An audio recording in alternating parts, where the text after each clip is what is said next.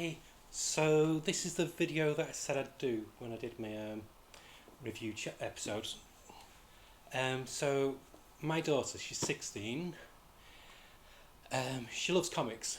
She adores graphic novels, but she cannot, for the life of her, get into the ongoing DC and Marvel universes. It just holds no interest. Weekly comics, no, forget about it.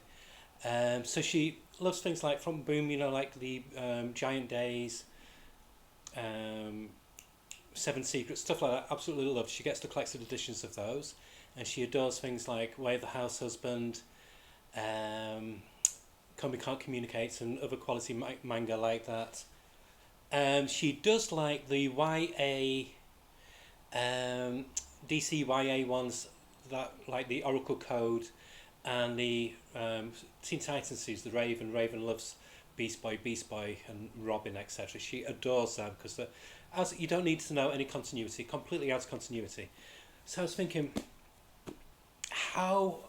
she doesn't need to read Marvel and DC, but if there's somebody like that, where her generation, they're not exposed to comics like we were. There's not that same love and affection for picking up a floppy. One thing, they're too expensive nowadays for a teenager. I mean, a manga costs what, $9.99, $10.99, and you get 3 times as much content in that than you would in a comic. A comic costs $4.99 nowadays. So that's not even. So if you buy 2 comics, that's just 40 pages of entertainment. But if you buy a Tonkaban, it's nearly 200 pages, sometimes more. So I understand where she's coming from, but I got this book a few weeks back, and she was looking for it. She went, "Oh, this looks really good," and it's a DC comic. Or it was a comic. The series has stopped now, but it kind of came out again recently in a special, and it's Gotham Academy, and it's by Becky Cloonan, Brendan Fletcher, Carl Keschel. I'm not sure the availability of this. I got this on a sale, but it's $39.99, but there's nearly 500 pages in it. I got this half price for about £15. And she flicked through it and she said, "Oh, this looks really interesting." For one, it's set in a school, in an academy, so it's like a very gothic academy. So this ticks all the boxes for people who are like into Lemony Snicket, J.K. Rowling, but it's not none of the magical aspects, plus she can go fuck herself, but there we go.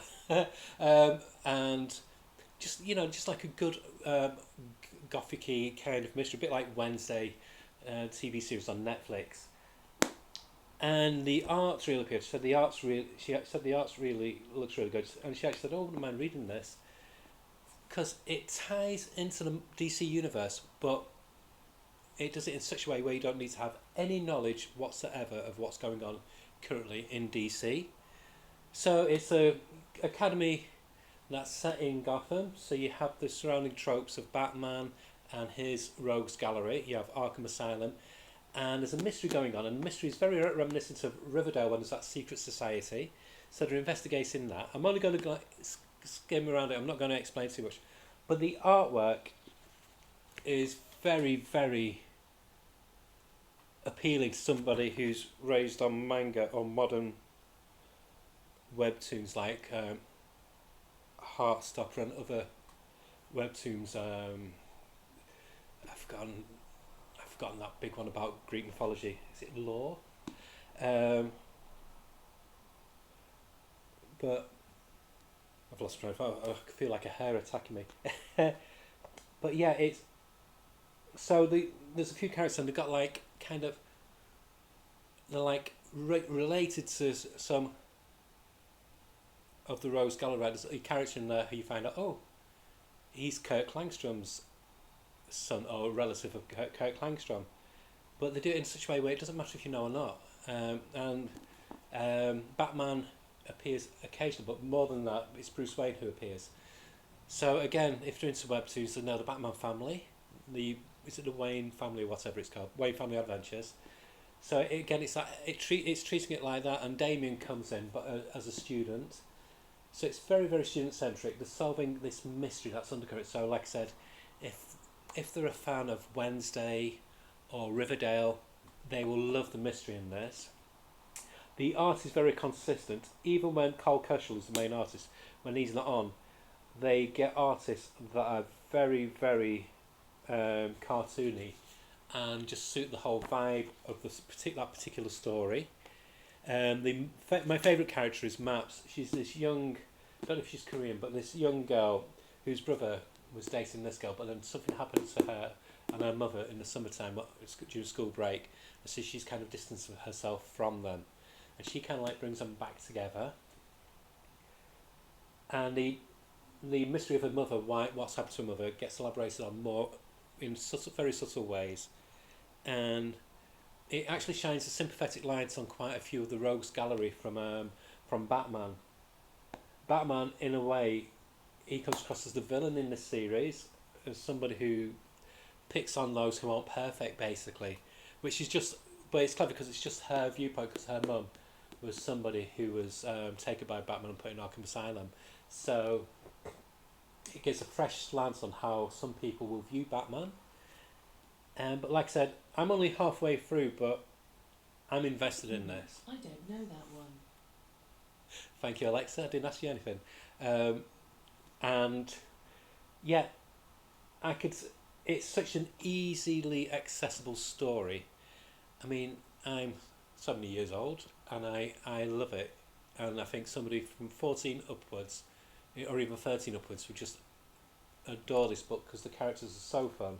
Like I said, my favourite character is Maps because she's just this really quirky character who's just got this gung-ho attitude. She doesn't care about the repercussions. And then the other main character is her mentor, which is Olive Silverlock. This is the girl who the whole mystery basically evolves around. And she dated her brother Kyle. And like I said, that's another thing what they elaborate on why she broke up with him or distanced herself from them. So I'd say it's, in a weird kind of way, it's like Lemony Snicket meets Alfred Hitchcock. It's got a really good mystery beat to it, what will appeal to anybody who likes a good solid mystery. And you're trying to be one or two steps ahead of the ongoing mystery to see if you're right in what's going on. And you won't be. I mean, I've been trying to do that. And just again, the art, what they have on here is just so much fun. And some artists cannot draw young people. And this is a comic full of young people. I know Humberto Ramos with Strange Academy, he's beloved because of that. But that's very, very cartoony. But this is cartoony up to a point, but they draw the young people very believably, and there's a sign of good artists when they can draw believable young people like here, and yet the older characters are believable looking as well. They're not done in this anime way where the older characters look like kids as well. Nothing like that. There's a good delineation, and it is just so atmospheric. The colour as well is superb. The writing is top notch. Like I said, it grabbed me from the first issue, and like I said, it's a chunky book. I think you can still get it. I had a look on Amazon and it was available, and I highly do recommend recommending this to somebody who's not into superhero comics. This would be a nice, gentle gateway to get somebody, like I said, especially the younger generation, because superhero comics are not aimed at a younger generation anymore because they just don't go into comic shops. They'll go into a bookshop and get a collected edition. My daughter only goes to comic shops because I go there, so that's how she's suddenly found out that comic shops are fun. But yeah, it's a great way to introduce somebody who's, like I said, not really into superheroes, because it's superhero adjacent, but it's firmly entrenched in Batman's world. And I couldn't recommend this highly enough. So I do recommend recommend this to somebody who'd like to try something from Marvel or DC, but they're just scared of all the history and all that's gone before, whether they've got to have all this knowledge. You don't need any of that with this. It's complete and in and of itself, and I cannot recommend this highly enough. So yeah, what more can I say? Go buy this for yourself. Go buy this for one of your loved ones or one of your friends who might not be keen on superheroes. Okay, bye.